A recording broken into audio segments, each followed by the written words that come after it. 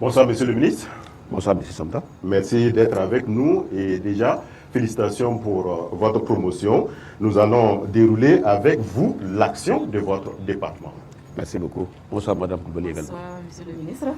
Alors, il faut dire que plusieurs opérations audacieuses ont été menées sur le théâtre des opérations, avec à la clé la reconquête de nombreuses zones longtemps restées aux mains de l'ennemi. Cela pendant que le ministère opérait d'importantes réformes et continuait à se renforcer en hommes et en équipement. Bienvenue, Tonsa. Sangaré Kalirou, alias Abdul Kalirou, cadre terroriste autrefois actif dans la province de Sourou, neutralisé le 10 février 2025. Kalidou, chef terroriste opérant depuis le parc d'Arli, éliminé lors d'une opération dans la zone de l'Est le 1er avril 2025.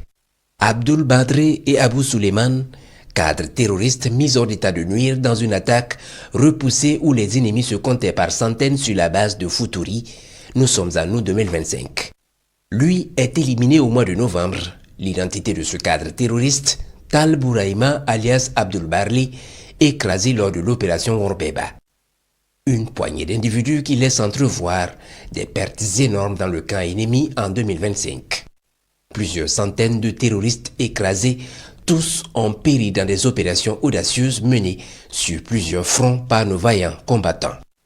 À l'orée de 2025, le chef de l'État, chef suprême des armées, le capitaine Ibrahim Traoré, avait déjà averti.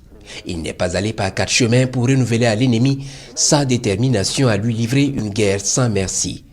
Et dans une logique de guerre totale, le théâtre des opérations connaît une densité dès l'entame de l'année, ajoutée aux opérations stratégiques logistiques au profit des populations. La fin du mois de février 2025 connaît la mise en route des opérations Tourbillon Vert et Nyamweogo au nord de Thio.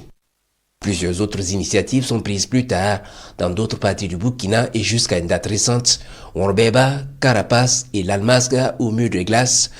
Cette dernière notamment permet aux forces combattantes de se poser dans des sanctuaires ennemis qui depuis au moins 5 ans passaient pour des recoins imprenables.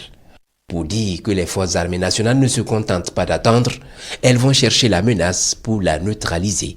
Et pendant que les opérations coordonnées se multipliaient, l'armée a continué à se renforcer en effectifs et en équipement. L'année écoulée a vu la création dès janvier de 3 nouveaux bataillons d'intervention rapide BIR, le 26e BIR basé dans la gare